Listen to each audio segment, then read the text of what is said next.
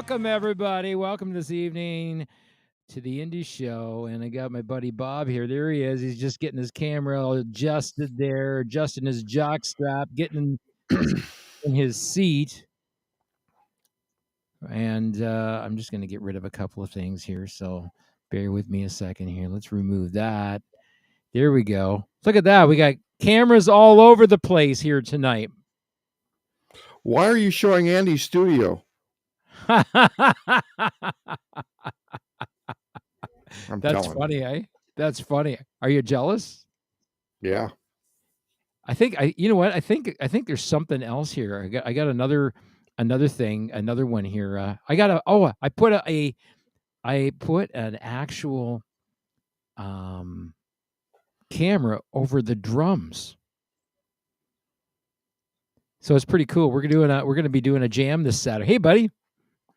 Gonna be doing a jam this Saturday here in the studio with the guys from Wreckneck. And I put over top of the drums, I actually put a dedicated camera over top of the drums, so there's an aerial shot of the drummer. That's always an interesting view. Well, you always say that there's not enough drums in the mix, so we're going to put lots of drums in the video. Cute. Oh, Next up, a drone. A little drone circling the room. That's right. A drone circling the room will be the next thing, and then fireworks and, yeah, all kinds of stuff like that, right? All right. So we're going to talk about the world of independent music tonight. Yay. This is like the beginning of many shows that we're planning on doing. You're in half in the dark there. Is all your lighting on in your room?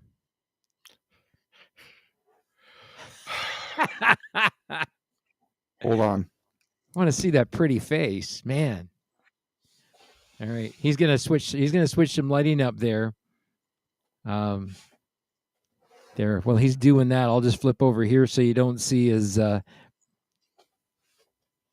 he is. He's flipping around. He's moving around. He's taking his shirt off. Look out! Things are gonna get serious here. No, not really. Okay, so what tonight we're gonna try to define what is indie music. Now, if you want to join us tonight, let me know. I'm going to flip things over to the chat. And what we're going to do is I'm going to put an invite in the chat. And that way, if you want to join us, you can actually, send us money. Board here. Yeah, you can get on board. Okay, there he is. He's got his headset back on. And let me just get out of here. Put this back in. I'll put this into the chat there. There it is there. We'll show it on the screen there as well, but it's in the chat. And let me get Bob back up. We want you to write down every one of those letters the way they're written down. Can you do that? Hang on a second. No, why am I? Okay, this is goofing up again. See, I told you. I fixed it once. And now I got to fix it again. So there it is. Now we're side by each. There we go. All right. So you can join us tonight on that stream. It's in there. It's in the chat. So you can memorize that if you want to. You can check us out. Places that you can find us. You can follow us on Facebook at Indie Tunes Records or at Code Zero Radio. That's right, Code Zero Radio. How Other way, over here. Right there it is, right there. Follow us on Facebook, Indie Tunes Records and Code Zero Radio. And you can also follow us on, if you're a Twit star, you can follow us on Twitter at Indie Tunes Records and Code Zero Radio. You can follow us there as well. So tonight we're going to try to define what indie music is. You and I were talking about this like earlier this afternoon. Well, that's when I was on drugs, so I don't remember what was going on. Hey man, I got a confession to make before we get started. The shirt that I was wearing had a big stain right in the middle of it because of the hot mustard and egg roll incident last night. So I had to jump up and throw this shirt on Anyway, it's all okay now. Egg roll and hot mustard. Just now, is hot mustard better than plum sauce? Hot mustard's better than anything. I used to take the egg roll, pretend this is the egg roll, and I used to take the soy sauce. I used to pour it in the egg roll, and that's way too much sodium. And so I one day I just tried some hot mustard on the egg roll. I was like, whoa, where have you been all my life? Now, is this like Chinese hot mustard though, right? Yeah. So different kind of the little packets they give you in the when you get Chinese food. Okay. So I went to the store and I found a jar of it. I said, yeah. A jar of it. A jar. Put that sucker on. I've used it on corn dogs too. Corn dogs and hot mustard. Okay, so we're digressing on to hot dogs, but let's talk about the definition. So some people define indie music as being fully independent, right? Some interpret it as the world of indie music is made up by independent artists without the support of a record label. That's not so true anymore.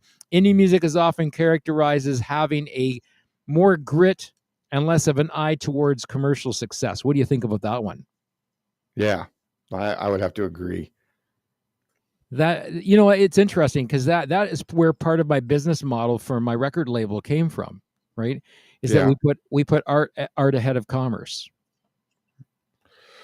Right. And that's the thing about when the major labels had control of the whole music industry like they do now, you were beholden to what they wanted and everything like that. And I don't know the particular point in time that it happened, but a few artists said, no, I'm not going to do this anymore. Probably when the predatory contracts got exposed. And so the artist said, I'm not going to do that anymore. And a few people picked up on that, and they actually started an independent label, which was not affiliated with any major label. And that's where the word indie came from. And it was hip and it was cool. And it was the cool thing to do. And people that were signing with independent labels were seen as the alternative to, what was going on over there. That has since, that's been diluted, I think. Yeah, I think it's been diluted to some degree. Part of that is there are now consortiums, as well as the same thing that's happened in the world of independent radio. Right, and maybe dilute is not the correct word. I would say the definition has evolved over time, and I guess it has to, right? Excuse me, I meant to throw up. You had to bring that up, didn't you? In a big way. In a big way. So there are also some that suggest that artists with no ties to commercial labels allows the indie artists to create more interesting work than they would if they were connected to a label, where a label is actually dictating to them what they should be doing or not doing. Right. It used to be if you signed a contract, you had to produce 3 hits per album. You had to do that. And if you didn't do it, your next album would be your last one. So the goal was to get 3, at least the ones that charted, right? Right. You had to. The stipulations were different, but it was like, well, you have to have 3 in the top 200 on Billboard every time you release an album or whatever you agreed to. We have a show on Code Zero Radio called the Ike Karama Show. Ike was an attorney in Seattle, and he represented musicians. That was his thing. And he's got a lot of great inside information about the recording industry and their contracts. So maybe I'll get him on there sometime, and he can kind of go into what he was doing and how he tried to help change all that stuff. Wow, the lights just went out. I know. I hit that, and it kind of went kablooey. That's not what I wanted to do. I was actually just wanting to loop some music there in the background, and but it didn't kind of work out. That was kind of I don't know. We always do It the didn't work out the way I'd hoped it did, because now it like did this, right? No, I don't want to I'm learning upgrade. how No, to. it's telling me to upgrade. No, I don't want to fucking upgrade. Okay, let's remove the source. Forget that. All right. So, when we think about the world of independent music, we know it's changed to some degree. Labels similar to mine have come along and said, "Hey, look at let's help the artist do some of the heavy lifting." Um, you've referenced that a few times on your radio shows that artists don't necessarily want to be always interested in the business aspect of things. They want to be more ingrained in the creative side of things. Right. And I don't think artists are built like that. They're not wired like that. They're wired into their art and their creativity, and the business side of it is like 180 degrees from who they are. So I totally get it, but at the same time, I luckily some artists are starting to forcing themselves to deal with the business end of it. Yeah, I mean, some are less or more interested in the business side of it. I work with artists that do various bits and pieces of it. One band I work with, the drummer in the band does probably as much promo as I do, if not more. Oh, is that right? Well, that's and good. and Yeah. and he goes and shops the music around to a lot of different radio, sometimes radio that I don't have time to deal with. He does some research on them and then gets a hold of them and says, "Hey, will you spin our tunes?" Right? That's cool. It's nice that somebody picks up the reins and goes with it. Yeah, and the thing is that I have a certain number of radio stations that I can keep control of in terms of being able to work with all the artists that I work with to get it out to the radio, to make sure we get some significant radio play. Beyond that, I'm always grateful for anything extra that happens that flows out of that, right? Right. And another thing I've noticed is that some bands are really good at social media, probably because they grew up with it. Other bands are not. In fact, they're really bad at social media, and I think that hurts a band nowadays. Yeah. What do you think about like when you think about independent artists, um, in terms of where they're going and what they're doing? What do you when you get music submissions every week? You said about 100 submissions a week, right? Right. And when you see and listen to the quality of the music that's coming to you, what are artists doing well? What are they doing well? The do-it-yourself artists are really coming into their own. I get a lot of submissions that were not recorded in a studio. It was recorded in their bedroom or in their living room or whatever, using the available technology that we have today. And I have to say, it's really, really good. Yeah, the ability of artists now to one of the artists that I work with, they're out in the Alberta, and they produce all the stem tracks themselves, and kind of put the mix together, but then they send it off to another guy to spit and polish the whole project. Right. Um, Yeah, that's a and good idea too. Yeah, and they found that there's two things. There's two things that have really worked well in that particular formula. So he and I talk about the creativity piece of it, and what he's trying to do and the message he's trying to get out there with his music. And then I was the one that encouraged him to get an interface and start recording his own stem tracks, because he was looking at trying to save some money on production. And I said, well, why don't you start producing your own stem tracks and then send them out, right? And then why not then get somebody else to get another set of ears on it to mix it and master it, right? Right. Yeah, Um, and you get a fresh. You actually almost need that other opinion. So because you face it, we're all biased with our own creations, right? And yeah, so maybe decisions not being made in the best interest of the song, but in the interest of the person listening to it. So that third party is definitely an advantage. Yeah, we're all biased with our own ears, right? Right. As well, and so I always say, never let the guitar player pick out the music to send out to radio stations. That's like that foot pedal, the foot pedal for the guitar player.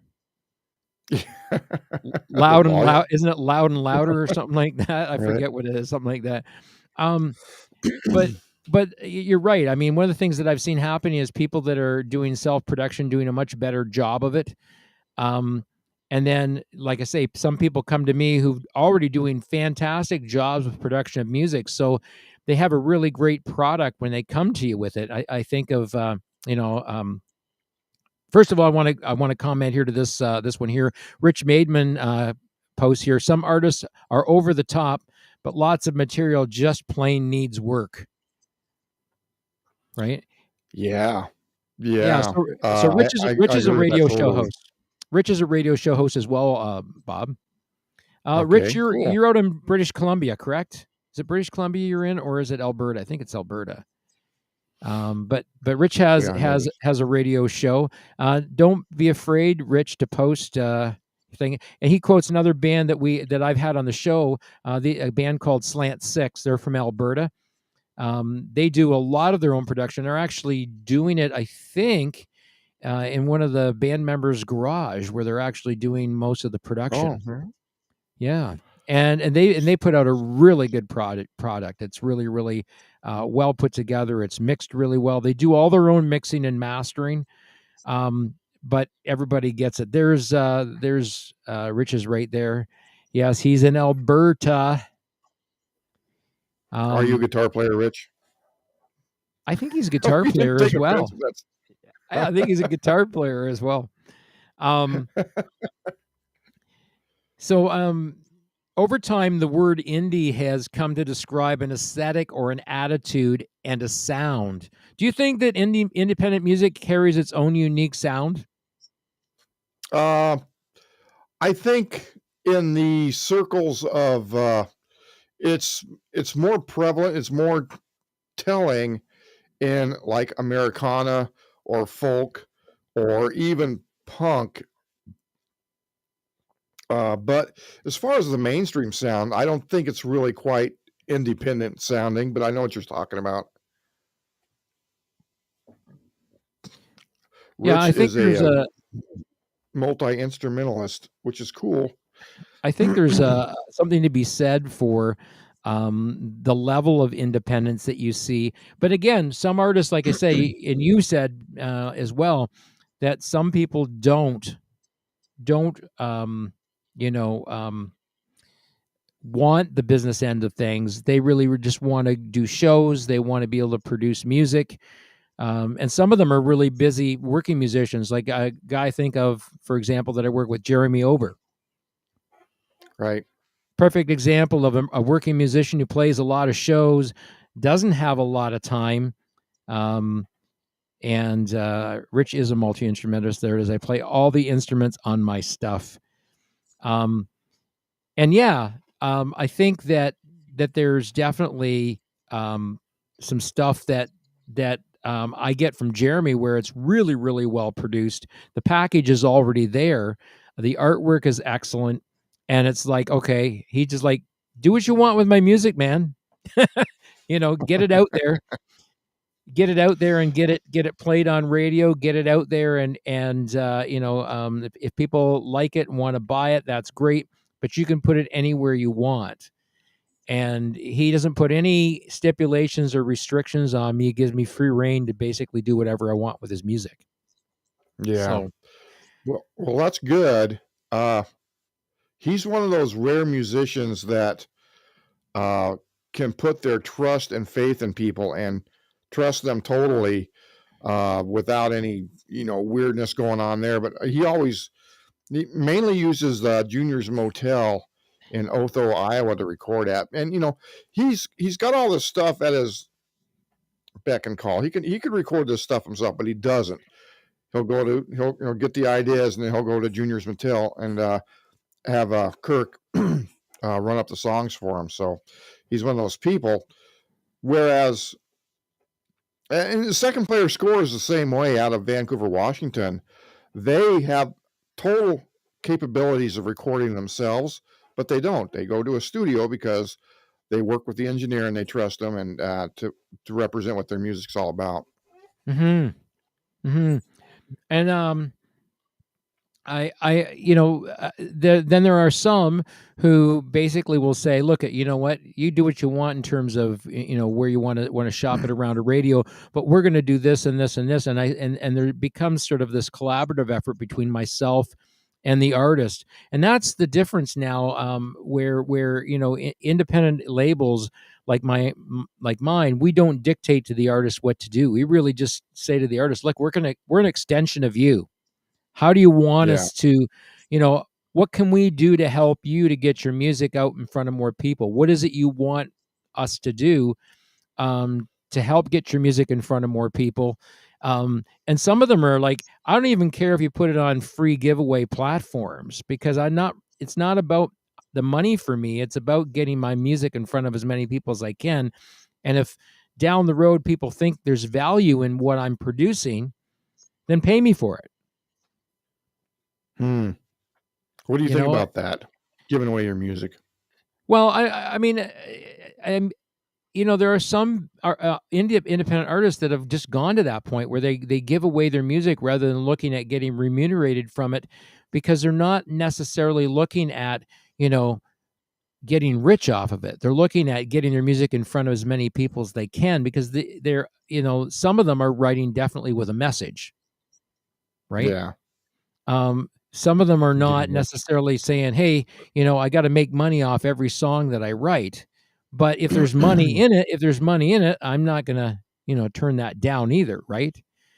So yeah, I think that was go ahead. I'm sorry. Go ahead. Oh, it's okay. So that's the balance that's the balance I think that there is to strike in it. You find places where you can get some traction, but there's other places where you can put that music where it can be put to work, and where the artist can actually make some money from it, right?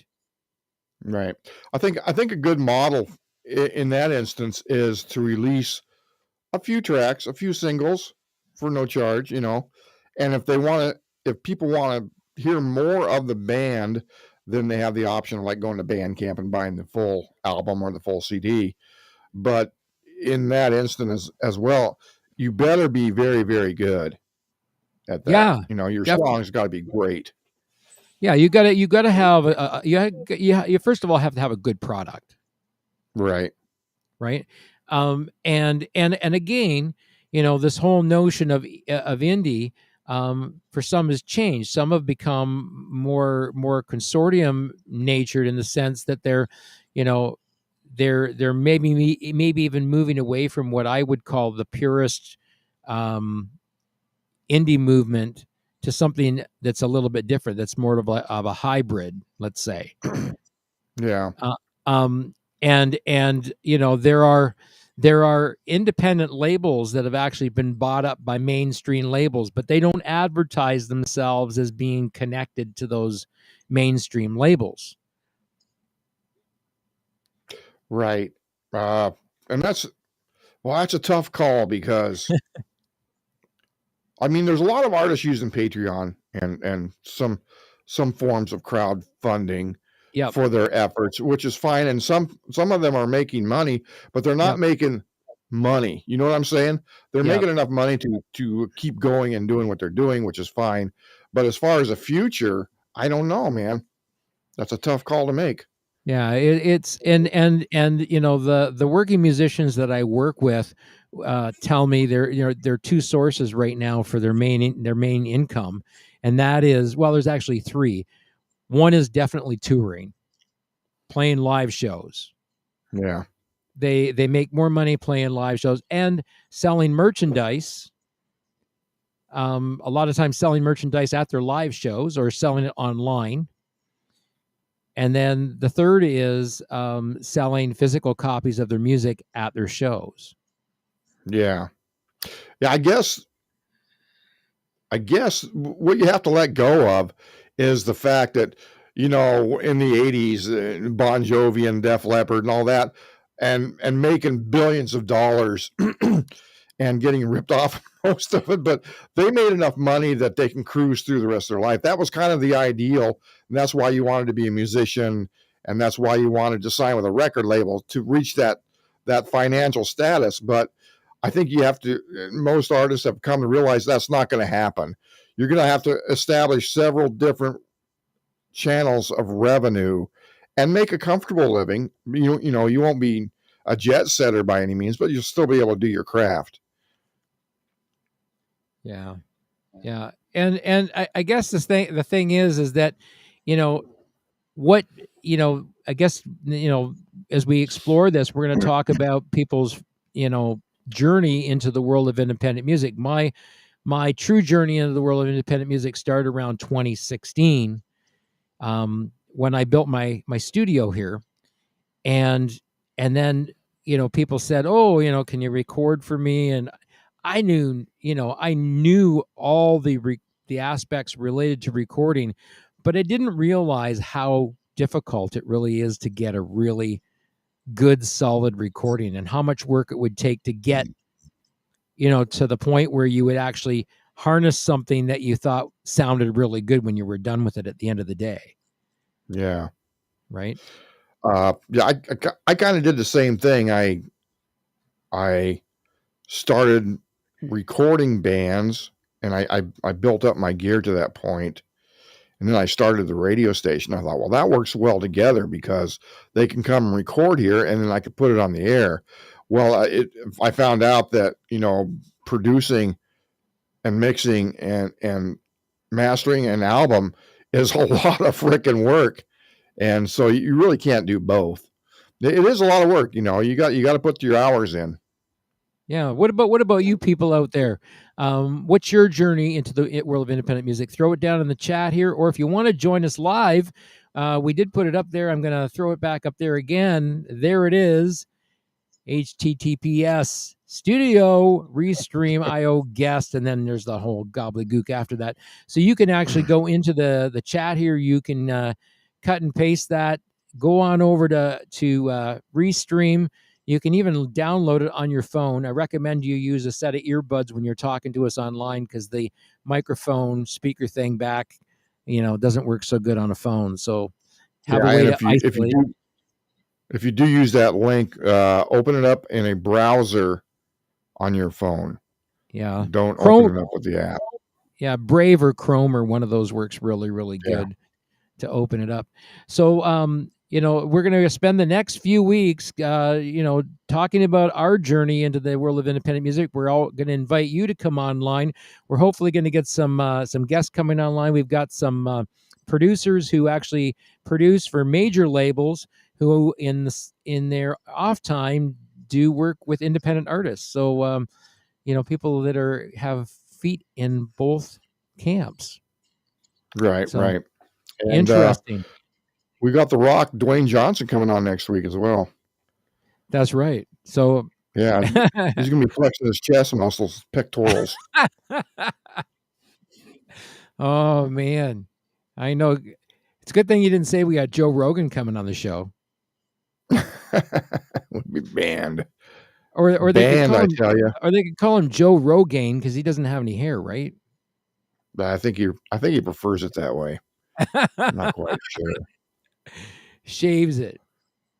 So did you put the hammer and nails together yourself on that studio? Well, it was a sort of a combination kind of effort, and I'll tell you why it was a combination effort. So I was going to build the studio. I was going to cement block the studio. I was going to build out of cement blocks, and then I was going to frame it inside, and then put a steel roof on it. Same thing that I did with it. And then a buddy of mine, turned out to be a friend of mine. His daughter, I coached his daughter in soccer with my daughter. And he said, you know what, this company I work for, we make steel buildings. He says, I can get you a steel building a whole lot cheaper than a regular frame building. And in the end of the day, it'll still be standing 100 years from now. Right? Yeah. So, yeah, so the building, the studio itself, I'll flick on a couple more lights. You entertain the troops just for a second here, do a tap dance or something like that. Talk a little bit about in terms of My how you farts. got when you started the Code Zero, and maybe sort of that transition to the point where, because you mentioned it in one of your shows where it took you a long time to get to the point where you are now. Okay. All right, So talk a flip little some bit about lights that. on. Yeah, let's flip on a couple lights here. And I got to agree with you, Rich. The song takes about 3 or 5 seconds or to catch your attention, which is kind of funny you bring that up, because when I was first aware of what A&R people do at record labels, they listen to the first part of the song, the middle of the song, and the end of the song. And if there's not like 7 seconds that catches their attention, it gets tossed in the trash can, And I always thought that's so unfair because you got to listen to the whole song, right? I always believed that. But I started getting so many submissions that I found myself listening to the front part of the song, the middle of the song, and the ending of the song only, because I only have so much time to do this, and deciding if that song's going to make it or not. I feel bad about it, but right now, it's just a necessity. There you go, drum kit. Yeah, so that's this is I'll just put this one straight up here. So this is the new camera that I put in this week. That's just over top of the drum kit. So that's a Pearl ELX Pro kit, all Zildjian cymbals. Not that one. Which one? The one's got a crack in it. Oh, that's a microphone over the top of it. Yeah, that's a microphone over top. I thought that crash cymbal had a crack or chunk taken out of it. No, there's a couple that you'll see. What you see over top of that are a couple of overhead mics. Mm-hmm. And then everything else on that kit is fully mic'd. So that's that's the I'll give you another shot of the actual studio itself. So there's another one here. Here's another camera view here. That is the shot of the studio itself. That's the one that Andy had, the one with the green. That's Andy's studio. We're all the green. That's Andy. Andy, that's your studio, buddy. That's Andy's studio.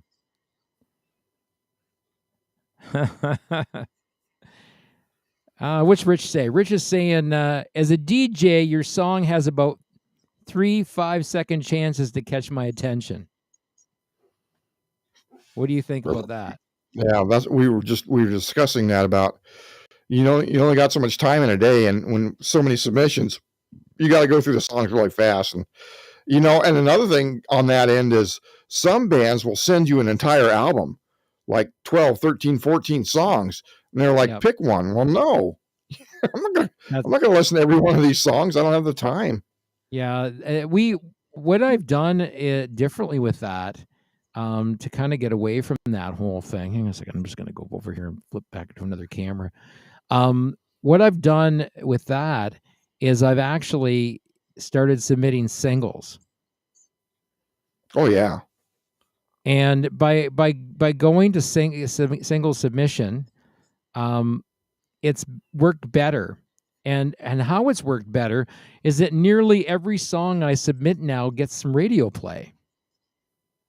Right. If the quality is there, what the hell is that? What do you got going on there? That's my drum kit. Oh, there's your drum kit there. What kind of kit is that? That's a cocktail set. Okay, very cool. What make is that? CP. You don't have that set up though, right? It's just all sitting there right now. Is it all just sitting there? No, it's set up. It's set up. Oh. Yeah, there's a kick pedal down there. Very different. Little tiny snare drum. Yeah, you stand up and play it. Oh, it's a stand-up kit. Yeah. Very, very, very cool, man. Right now, I'm trying to teach myself how to play the brushes. All right. And it's harder than it looks. Trust me. Playing with brushes. Yeah. I'll bet. Rich says that's it. So many songs. Yeah. Yeah. Just, if you're the PD of course, now PDs in terrestrial stations, all they do is plug into a service and it feeds them what's hitting on Billboard. They don't even have to listen to anything, which I think is wrong. It's terribly wrong, but that's just the nature of the business. Yeah, That's another reason why I like the fact that you listen to everything that you put on your show. I like the fact that you do that. Yeah, well, I try to get a general idea of what the song's about, and you could usually tell after a while, the way a song starts out is like, well, this is going nowhere. And you move on to the next one. And it's those songs that really grab my attention in the first 5 or 6 seconds that I'll continue to listen to. Right, and whether that few seconds of the song is purely instrumental, but the instrumental is really, really good because it's a great lead into the song, right? Yeah. Or I'll scan to the middle, and if there's a screeching, just killer guitar solo going on, I'm like, oh, that's it. Yeah. There's something in there that catches your attention. You go, wow, that's definitely worth a listen. And if it's worth a listen to me, surely to goodness, my audience is going to appreciate that as well, right? So we got a couple of playlists on the station on Saturday and Sunday mornings called the Code Zero Cafe, and that's all acoustic rock and acoustic folk or whatever. It's the softer side, and which is great because I get a lot of those submissions where I'm thinking, well, it doesn't really fit the format, but then we got those playlists on the side there for that. So who does that? Is that a show or is it just a playlist? Andy put that together because we have so many artists here in the Fox Cities that the play folk music. So he put together, it's a 2-hour playlist basically, and it just rolls through there, and nobody hosts it or anything like that. It just plays from 7 to 9 in the morning, I think. Yeah, I'm kind of jealous of you because you live in a hotbed of independent music, don't you? Yeah, it's incredible here. It's absolutely. What do? You can only be in so many places, so often. And there's some great live music venues in Appleton too, right? Yeah. They're the last 2 years have really put a crunch on everything. But yeah, we have the Gibson Music Hall. We got the Bent Keg. We got Chadwick's. We got Emmett's. We got. I could go on and on and on about all the venues around here. And during the Mile of Music in August, all these venues turn into concert venues, and the lights and sound are supplied by the Mile of Music organization. And so every show that you go to, whatever venue it's at, the production is all quality, which makes it a very pleasurable experience. Right. Now in your area, do a lot of the clubs there have their own in-house sound producer, or do the bands do it themselves? Most of it's in-house. Okay. So they have a sound tech in the house. Well, you got to hire one out. Okay. The sound system and lights are there. But like Chadwick's does not have I don't know about Chadwick's. Anyway, it doesn't. That's not important. The places that don't have a sound and lighting system, the Mile of Music people will bring one in. I put it that way. Right, and of course you guys have the Mile of Music there, which is one of the biggest independent music festivals in the States, isn't it? Yeah, 70 to 80,000 people, 4 days. Wow, 4 days of independent music from one end of town to the other. Well, yeah, there's a mile of clubs on College Avenue downtown.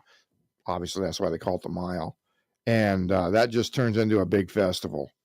It's pretty cool. Then we have another one called the Electric City Experience, and that's in Kaukauna, just up the street, just east of us here in Appleton.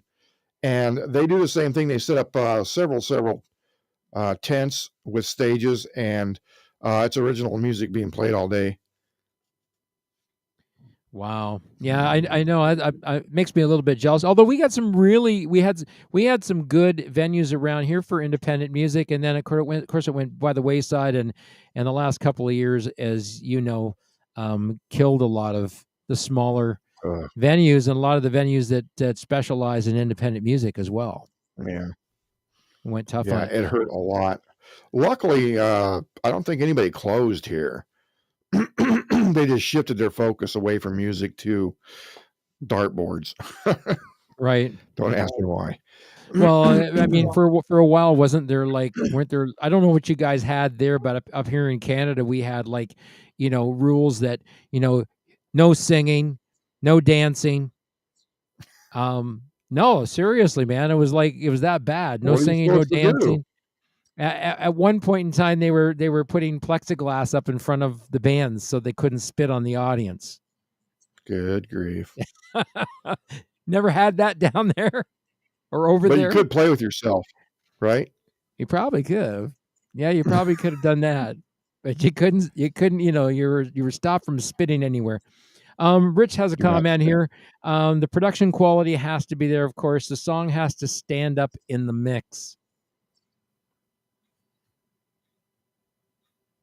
Oh yeah. Yeah, that's the number one thing is recording quality, especially when it comes to radio stations. Your quality, if you're a DIY artist, you got to be on top of your game there. If you go to a studio, of course, they're going to send out a good product, but do it yourself. It's really critical that your mix and your mastering, if you do any, is as comparable. Right. Here's an interesting thing. This is an interesting thing here. So this particular article that I'm reading from, it says by the mid 80s, the term indie was being used to describe the sound of bands on post-punk labels. That's what this article says. And it says a couple of key bands to define the sound of indie music in the 1980s were the Smiths and REM. I didn't know REM started out as an independent. Yeah, I don't know. I thought they got signed. They did eventually get signed, and the Smiths too. They were signed. They got signed to Rough Trade Records in the UK. And Stiff Records, IRS Records, they had a track history of building their artists, and I think that was the attraction. That's what drew people to independent labels. Was there was a couple of them out there that had track records. Track records. Crack. Get it? Crack. I can play you I can play you a song that was produced on a laptop. Okay. You want me to do that? Sure. Who is that by? The Lately. Oh, The Lately. Okay, yeah. Great band. I gotta find the damn thing first. Hey, no, they're not. Are they still together or not? Yeah. Yeah, we just did a thing up in Shawano. And where the hell did it go? Good Lord. Yeah, they're still together. They're just waiting for things to start opening up. I think they had a gig down in Madison not too long ago. Let me see here. I'm going to pull up another article here this was something that I found. So, we were also talking earlier about how many independent bands there are. Yeah. Right? And no, I don't want to cancel that. Let's do this. Let's go in here. Now I got to do this. I got to open up another. This is really weird. It's making me open up another tab, but we'll do that. Says I can get over to it. I just got too many. I have too many things on here. Do it. Okay. So when I started looking at this, I started looking at this and going, how am I going to capture this in a way that makes some sense, right? Mm-hmm. And where the hell did that go? Well, that's not what I wanted to do. It just took off.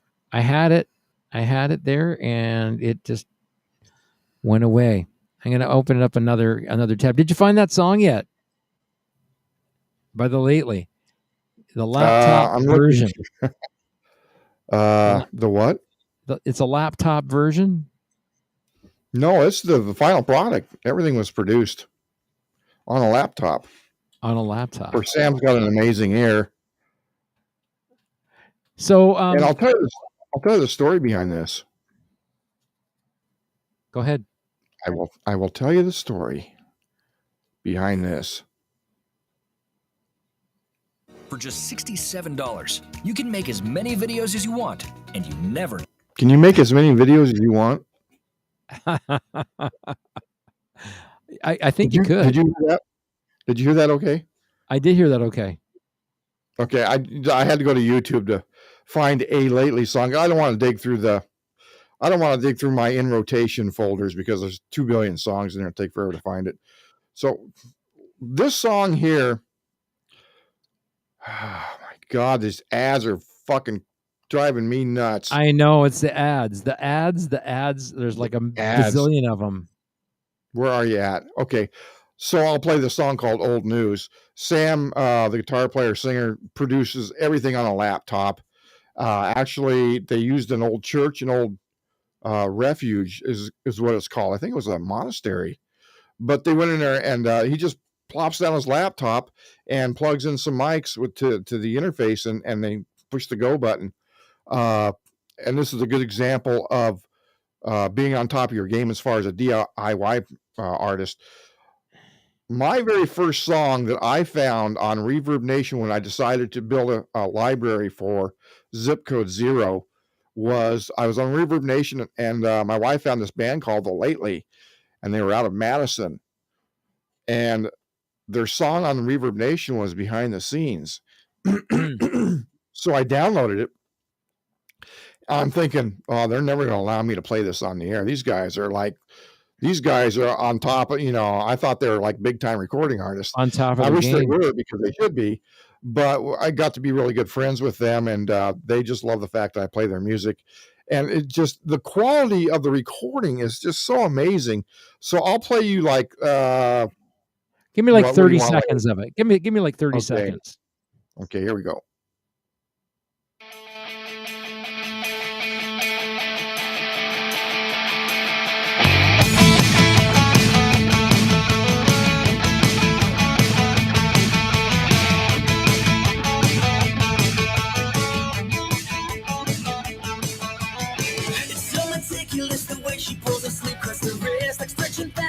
Canvas, like Sisyphus or some character from someplace she missed. The beauty lies in repetition. I think it's crazy, I'm debating, but it's all that I got. And she says, honey, wait, it's all talk.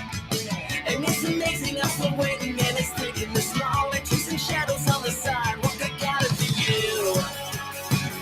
Say what you need to say, you know I got it for you. So say what you need to say. So there you go. And that was produced in a church on a laptop computer. Yeah. Wow. Crazy. And it's amazing. I mean, the sound quality is still is better than most things I get. Right. So yeah, and playing it back here on this playback. I was talking about this a little bit earlier with our friend Andy, that the playback here on this this platform is really meant more for interviewing, so it doesn't do the recordings justice. So if you want to put the link, Bob, if you want to put the link in the chat to their video where people can actually go and find it, put the link in the video or in the chat there, and people can find that. I'll put it up on the screen. And if you want to go over there and check out the video for yourself, you'll get it in really, really great stereo separation. Did you unclick your high resolution audio option in the settings? I don't know. Did you? I don't know. Let me just take a look. It's in the audio? Yeah, you go to settings, audio, advanced settings. Blah, no, high resolution. I have high resolution audio on. Okay, well then you got it on. Let's get it on, baby. It's really, really, it's really weird. And the downside of it is that Andy and I were talking about this, and it doesn't. Their streaming service here out of Restream Studio is really more geared towards interviewing, and not so good. You sent that to me in the private chat. I can't put it on the side. Oh, all right. You're gonna have to copy and paste. Right. I know what I'll do. I'll find it here, and then I'll. Whoop, there it is, right there. The lately, I'll just copy and paste it there. Ding, ding, ding, ding, ding. Come on, there we go. Copy that. Copy that. We'll put that in the chat. There it is, right there. So you want to check that out? It's definitely worth a watch. Check that out. Really The good, lately. really good, excellent. That's kind of like the bar of audio that I look for. Yeah, I mean the audio has to have obviously really good stereo separation. It's got to be able to be played on a small form factor. My acid test is actually listening to it through my earbuds on my iPhone. Oh, really? Yeah, if it sounds good on an iPhone, it'll sound good anywhere. Oh, Because I got a funny story. Oh, go I ahead. got a story about that. Somebody recorded in my studio, and they're from Des Moines. They're about 90 miles away. So they came in and recorded, and I was mixing down, and I was sending the guitar player a mix, and for him to check it out, and he kept saying, "Well, I can't hear this. I can't hear this." And as I didn't come to find out, he said, "Well, I'm just playing it over my iPhone because I don't have a stereo." Playing it You're over a killing me. playing over a phone and listening to it through a really good set of earbuds are two different things. Because in the Right, earbud, right. you can actually hear the bass, you can hear everything. But if you listen to it over the speaker, you can't hear the bottom end much at all. Bottom end gets lost. That's what he was doing. He was just playing it over his phone. Yeah. Yeah, that doesn't work so well. You got to be able to hear it through the bottom end. The reason why I say listening to the recording or listening to the final product through an iPhone is that when everything gets compressed down to MP3 and goes on a streaming service, it's really done with that intent, because the majority of listeners on streaming services or download services are downloaded to a personal device, right? So that was everybody's on their phone. Yeah, and that's the idea of it. And when you compress a song into an MP3, or at least when you're thinking about the mastering of the song, you can't have this massive dynamic range like you do in, say, a WAV file. Yeah. No, Neil Young had a streaming service called Pono, which was playing uncompressed. I forget the name of the extension, like ACC or so. Anyway, the music was uncompressed, and he was building a library for that. You had to have a special player for it to play it back, and I imagine it was taking up a shitload of bandwidth. He finally went under, but I thought it was a good idea. Yeah, same as WAV format, right? Yeah, right. Yeah, just totally uncompressed. Yeah. Nowadays, when I listen to stuff over my studio monitors, I get MP3 files and I can hear that crunch, right around 3,500. Yeah, and it just bugs the crap out of me. Yeah, it's a level of compression that's put on some of them, right? Yeah, I think that's what it is. It's pushing everything down to that point where some of the guitar tone lives, and the cymbals and the snare and all that stuff. They're all right there. Some of it's also in production. One of the things that when you start doing your own live production in your own studio, less is actually more. For example, the particular DAW that I use, everyone that I think I've seen thousands of tutorials on this particular DAW and how to maybe, get the best out of it. And it was, don't record anything above -18 to -16 dB. Oh, really? Yeah, because it leaves you lots of headroom in your production. Well, that makes sense. Right? But it doesn't. Go ahead. So when you go through the processing later, then you can expand everything, right? Yeah, you can put effects on. You can put effects on individual channels. If there's things you want to boost up, if you want to double up some of your channels, some of your tracks, you want to double them just to make them sound a little bit fuller, or pan them slightly differently. It gives you a lot more headroom to be able to do that final production in your in your studio. So that would, when you're doing that too, and you've got that much headroom, you don't have to compress it as much. Right. Right. But when everything's already up the top, you got nowhere to go. Right. So when you do crunch it, you get the annoying buzz. Because it's like hitting it's like hitting the ceiling, right? Yeah. The most important thing I learned about when you got two guitars, the panning makes all the difference in the world. You put them both offset just a little bit instead of straight down the middle. Yeah, that was a big moment for me. Yeah, we ended up with our particular setup. We do almost not hard panning, but we do a lot of panning of the guitars right and left, and run the bass and the kick right down the center. Right. And it really gives you this really big, huge separated sound. That's much different than it's not all compressed together, right? Mm-hmm. You actually hear all the instruments doing their own thing, but you can hear them, sort of weaving together. That's my sort of thought about music production now, is how do you weave everything together where you can hear almost every note that every instrument is making. Yeah. Right. That's always my goal, is to hear every note instead of just mush. And all the nuances, like our drummer, for example, he uses a lot of expression on his cymbals. Oh yeah.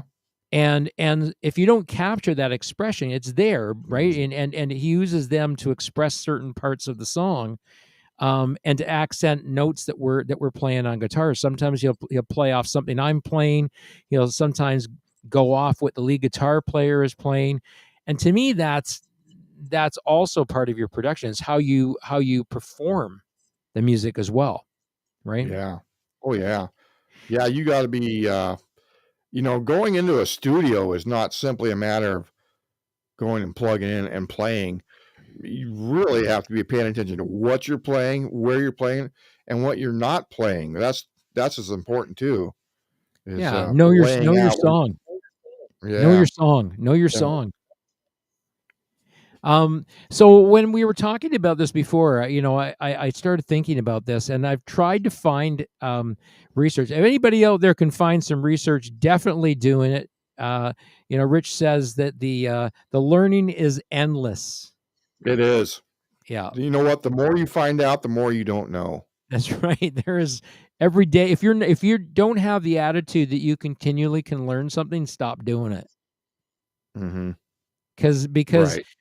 There is, I'm constantly learning new things every day in the musical production that I do, but I'm also learning things about what other people are doing. When I listen back to the tracks and I hear stuff that the bass player is doing, or I hear stuff that the lead guitar player is doing, there's different things I want to capture in the recording that they're doing. Yeah. That I think sound really great on the recording. And if you don't somehow find a way to bring them more into the forefront, right? So when I start stripping the mix down and start looking at how ours is all live mix, right? So we're looking for the best possible live recording that we can get. That also means having the best possible live performance that we can get, right? But when I was thinking about this and how we were going to go about doing these shows, I started thinking about how many independent artists are out there. Now, if you can find the research, or someone can find the research, I'd like to see it, about how many independent artists there are. Now, one way I went about this is I started looking at the various performance rights organizations. So you've got ASCAP, I think I pronounced that right, ASCAP, and you've got BMI, you got BMI, you've got CSAC, you got PRS, you've got SOCAN. So those are the big ones, and SOCAN is primarily a Canadian performance rights organization. So when people sign up to these performance rights organization, part of that is copywriting their music for live performances. And these various organizations also collect royalties on those performance rights. So either from radio or even from live venues. Now, some live venues have basically said to them, go pound salt. I don't have that kind of money to pay additionally over and above paying the artists what I'm already paying them to do the shows. And so some artists have just said to the performance rights, lay off, don't go after my venues because they're already paying me well. Right. Right. And I've had a couple of artists who've actually gone to the performance rights organization, written them and said, look, I don't want you snagging my venues, trying to get more royalties off the music when I'm playing in those venues because they're already paying me well. And I'm happy with what they're paying me, and I'm happy with the riders that they're giving me when I play there. But when I look, go ahead. Why would they do that anyway? Why pull the rug out from under an artist? Well, it's how they make money too. They take a slice of the pie too for collecting it, right? They can go. They can take money. They can take money from the jukebox proceeds. Yeah, no shit, eh? But leave the guy on stage alone. So there's a whole bunch of different things when it talks about royalties. But what I wanted to talk about was really looking at how many artists there are out there. And so this is not by any stretch of the imagination an accurate number. This is kind of almost like, what the government does when they talk about how many people get sick from the flu every year. It's basically on computer modeling. So ASCAP, for example, has over 500,000 members.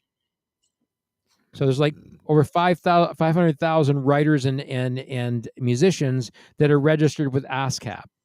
So that's ASCAP alone. BMI, which is another performance rights organization, they have 650,000 members. And then you've got CSAC, which is one of the smaller ones. It's a lesser known performance rights organization. And the reason it's smaller and exclusive, it has an exclusive membership base because you have to receive an invitation to join it. It's like a VIP club, I think, something like that. It has only 30,000 members. And then you've got SOCAN, which is the Canadian version, which has about 135,000 members. So you've got roughly over 1 million artists. And of course, those are, they sort of put everybody in there together. Yeah, what do you got here? You got, at last count, is that a made up number? No,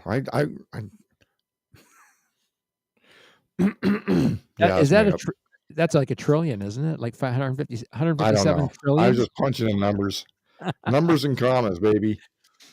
But when I looked at it, and again, these are just artists that are registered with performance rights organizations, and I've yet to find some really, really good research that really says how many of these are independent artists versus non-independent artists. I don't even know if you can find that information on like places like SoundCloud and Bandcamp, which are other places that artists market their music, by the way. And we're going to probably talk about that in future shows, about all the different places that artists market their music. One thing I wanted to mention is that publishers, when independent artists are publishing their music, there's an interesting thing that happens. I know what happens with, and I think TuneCore does it as well, but I know CD Baby does it. I know that DistroKid does it. As soon as you publish music with them, there is a topic channel that gets started on YouTube. So if you look at any band that publishes using CD Baby, TuneCore, or DistroKid, they will have a channel dedicated to that artist on YouTube, and it will have the name of the band or the name of the artist, and it will be under a thing called topic. So if you want to do that, yeah. So what happens is it's another place where you can actually go and listen to the band's music for free. You can't download it, but you can go there and listen to it for free. If you like the music, you can go on over to where their music is on paid service, and you can either stream it, or you can, which is going to be better remuneration for the artist, download it.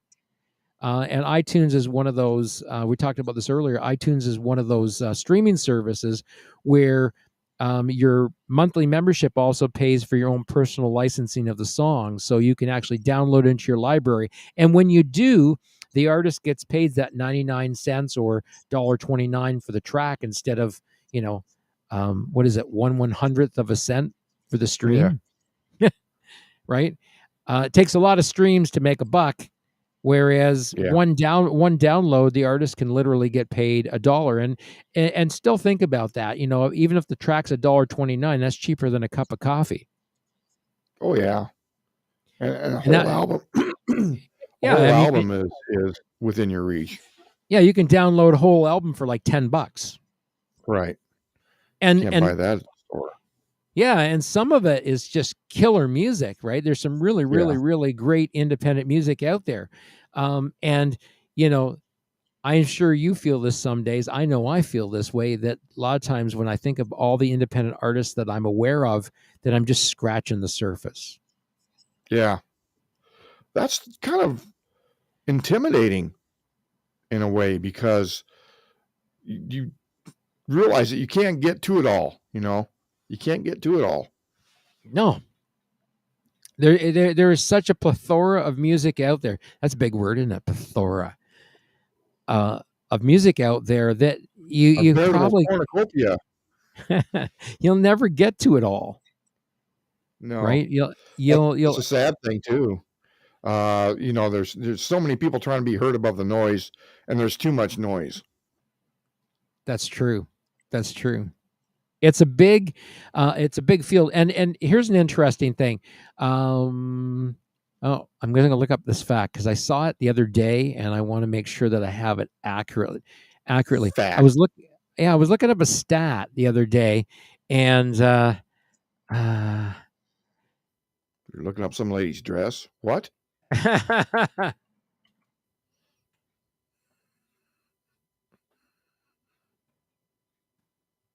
Okay, so how many tracks do you think are uploaded to Spotify every day? I would have no idea. 60,000 per day. Do they have a vetting process, or just whoever wants to upload? You know what? Here's the funny thing. So Spotify really fucks things up once in a while. And they've done it to one of my artists. They have a thing called Spotify for Artists, and I keep getting the statistics on another artist that has the same name as one of my artists, but it's not my artist's music that I'm getting the stats on. Yeah. It's an artist who puts out audiobooks. Oh, great. So you can actually stream audiobooks on Spotify. Yeah. And now, as we know, Spotify's gotten into the podcast game as well, right? Yeah. And I know a couple of podcasters who actually do shows. They do exclusively put their podcast shows up on iTunes, for example. So now there's like this minutia of stuff, not just the songs, the tracks that are getting uploaded, but Spotify has, like I say, 60,000 tracks uploaded every day. And that's nearly 22 million tracks a year just to Spotify alone. That's great. Do they get rid of tracks? The tracks get pulled off? Well, you know what? I think they only get pulled off if the artist pulls them off, right? Because oh, really? Yeah. When I upload I use just shelf life, I think. Yeah, there's no shelf life. And in fact, here's an interesting thing. So I have a label version of DistroKid, right? And it allows me to do as many uploads as I want for any artist that I have that's on my label. I can go and change artwork if they decide to modify the artwork, whatever on it. And you can do updates to the music. If you're going to upload a new version of the song, they encourage you to take the old one down. Right. So if somebody does, if they do a remastered version of the song, they want you to take the old one down and then put the remastered one up and wait like a couple of weeks before you do that. But they have this provision in there that if, for example, at some point in time your record label goes by the wayside, or you stop putting music up and you're not going to pay for uploading your music anymore, you can actually do this thing where you pay a set fee and your music's there forever. And your music your royalties will end up going to whoever you direct your royalties to go to. So it's an interesting thing. I don't know where they must just have this infinite amount of server space. Yeah, they got farms out there going. They got it. I think they must have cloud servers that they put all this stuff on, right? Yeah. But it's crazy. I mean, you think about that. 60,000 tracks uploaded to Spotify every day, and you've got 20. What is it? What did I say it was? 22 million? Yeah, 22 million tracks a year. That's a shitload of music, man. I had one band, they kept submitting singles like every month. Every month they got a brand new single from their album. And it was pretty good stuff, right? So I put it in, so I ended up with this huge selection from this one band, right? And they get done doing that and then turned around and they remixed and remastered all of those songs and resubmitted them. And I thought, no, I'm not going to go through all that problem again, or that trouble again of tagging and trimming and blah, blah, blah, and then uploading them to my server and deleting the old ones and making sure the titles were all squared away. I just said, fuck it. Yeah, I mean I don't do that with and you and I had this conversation before. I don't resubmit to radio stations when a band does a remastered version of a song. What we do is we do all the promo around making sure that people that stream it on the streaming services are aware that there is a remastered version out there. Yeah, exactly. But we don't resubmit the remastered versions to radio because again, it's just, for them it's a lot of the same thing. Right. And it's not. Maybe they should brand that as like exclusive content for people that really like their music. Hey, we got this extended version or this remastered version that you can purchase. Yeah, could do that. Yeah. The difficulty with putting a remaster out when the original is still out in the record stores is that because they use digital footprints for them. Right. The digital footprint is almost identical except for a few changes. Right? And if there's no mixing changes, but it's only mastering changes that are made, sometimes those mastering changes are so subtle that the person doing the mastering can hear it. It's not detectable by other people. Right. It's like that whole thing about, what is it? Your ear can only hear so much of a percent of total harmonic distortion. Anything after that, your ear can't hear it. Yeah, only dogs can. Yeah, I think it's like point 0.1. I think it's like 0.1% or something like that. Yeah.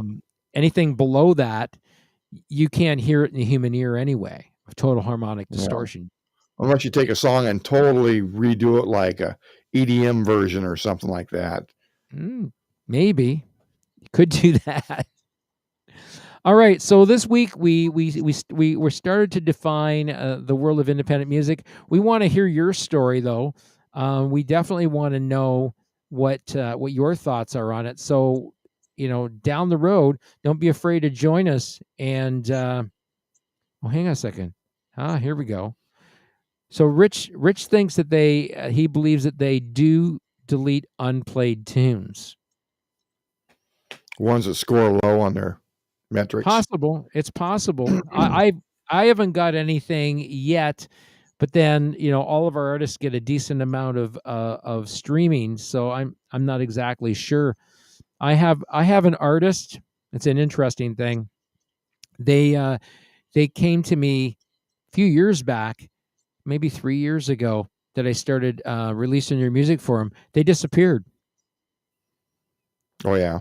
I don't even know where they are today. To this day, the drummer in the project was in close contact with me, and we did a lot of marketing together. And they spent a lot of money on production of their second album. Stuart Epps, who did production for Led Zeppelin, helped them produce their second album, and they spent a lot of money on it. And then they disappeared. I don't know where they are. Their music's still out there. Really? And it's still getting Weird. streams, but I have no Yeah. idea how to contact the guys in the band. So if you I were had a a song band, go ahead. I had a song on TuneCore a long time ago called Thumbs, and it sold one copy. And I just got a notice, I think it was last year, that TuneCore sent me a notice, said, well, we're going to delete this song if you don't redo something or something. after 10 freaking years. And you're like, So you can't find whatever. Thumbs on TuneCore. You're like, whatever, go ahead and do it. Yeah. So we want to hear your story. If you have a story about your journey through the world of independent music, by all means, we want to have you on the show and share with us. Next week, we're going to continue the journey. We're going to talk a little bit about, where things are going. Well, maybe our underwear too. We could, trade stories on the color of our underwear. All right. We are going to do a show. We are going to do a show about cooking and favorite recipes of people who are musically inclined. But we have to format that one still. Yeah, we'll have to figure that one out, how we're going to do that, where people can share their recipes. Sure, yeah. Man, I got a ton. That would be fun. Yeah. Any with hot mustard? Oh, yeah. But everybody likes to eat. So, and maybe we'll talk about cars too. Cars go well with rock and roll. Cars and food and liquor. Liquor goes really good with music booze. too. Yeah. Favorite booze. Favorite weed. drinks. Your favorite weed? Oh, yeah. Your favorite edible. There you go. Oh, your favorite edible. Yeah. I'll have to tell you I got to tell you my cookie story sometime. I got a cookie story. Yeah, I won't tell it tonight. It was a bad one. It's a bad cookie story. Yeah. Chevy Vans. I went to a car show last summer, and there was this guy that had an AMC something. It was a midline car. Well, they used to make AMC here in Kenosha, here in Wisconsin, right? Okay. And AMC just had a fantabulous line of designed cars, but they didn't have the money, so they eventually got bought up. But this one particular guy, I stopped and admired his car, and I started talking to him, and he was a wealth of information about AMC, American Motors. I mean, this guy just had every nut and bolt categorized. And so I want to get him on a show and talk to him more if I could find him. I didn't get his name, but I figured there's not too many guys with a yellow AMC floating around Wisconsin, so I'll find him again. But I would really like to keep. Yeah, I like stuff like that. I had a 1971 Gremlin. Did you really? Yeah. Posi tracker end, 3-speed on the floor. Wow. Yeah, it was a cool little car. It was a fun little car. It was one of my first cars. My first car was a 67 Valiant, and then I bought the 71. I had the 71 Gremlin. Yeah, and then what I saw the other day? Oh, I beat the shit out of that car. Yeah, like it was really funny because at one time I had, like, you remember how you used to be able to get those bars you could put in the back end to raise the ass end of the vehicle up? Right. Yeah. Shackle bars. Yeah, shackle bars. I had shackle bars on it, and I had big wide tires and mags on it, right? Big nasty, 50-inch tires on it. 50 those 50s, those big wide, they were like, I don't think about a foot wide or so, right? And then really skinny ones on the front. And then when the car was like on its last legs, for maybe the last year that I owned it, I had snow tires all the way around on that thing, and we used to drive it through farmers' fields and everything. Wow. Yeah, we drove it one time through a cornfield. And we couldn't get it stuck. We drove it through a creek. And we had water coming in both the doors. No kidding. And it went And it right kept through the going. creek. Oh, it went right through the creek like it was Wow. nothing. Yeah. Crazy. It's crazy. Anyway, Yeah. so final story, I saw a Pacer. Do you remember those things? Right. They had one in Wayne's World, right? Right. Yeah. I saw one last fall when I was out for a ride down near the res. Really fun, really weird looking car. Red, but all glass, right? Those cars were nothing but windshield and windows. Yeah. Huge greenhouse. They just sold the original, the one and only Wayne's World Pacer at Barrett Jackson really? this year. Yeah, I went across the block. I think they got like $200,000 for it or something. That's not But bad. it was the one they used in the movie. Wow, that's pretty cool. That's really cool. It'd be cool to own that. It came complete with the licorice dispenser. The licorice dispenser. Oh man. Well, listen, it's been a slice tonight, Bob. We're going to get back at this next Wednesday. You're going to come here and join us at 8 p.m. Eastern time. We're going to talk about the world of independent music, what we know, what we don't know, and hopefully you're going to help us fill in some of the blanks. So like I said, if you got a story, come on board and share it with us. If you can't, if you don't feel like coming on camera, well, you know what? You can send us a video, or you can just join the chat and send it by way of chat, and we'll put it up on the screen here for you. All right? Just engage. That's all you got to do, engage. We're just Like looking for Rich people to does. engage. That's right. Yeah. We appreciate you, Rich. Thanks for joining us tonight. I'm Kenny, and this is I'm Bob. from Code Or Zero Brooke Radio. Vanderbeef. Yeah. Where is it? I had it on there. Where is it? There it is right there. There it is Dirk right there. Vanderbeef. With my co-host, Dirk Vanderbeef. Yeah. I got the beef, baby. You got the beef. All right. I am going to flip to our sign out screen. There we are Right right on. there. All right. I'm going to do the People, weather. thanks for joining us. Are you going to do the weather? Yeah, I'm going to do the weather now. All right. All right. Do the weather. No, after I get off here, I got to do the weather. Oh, you got to do the weather on your show. My on the bad. station, yeah. My bad. Let's say goodbye to you. Let's say bye.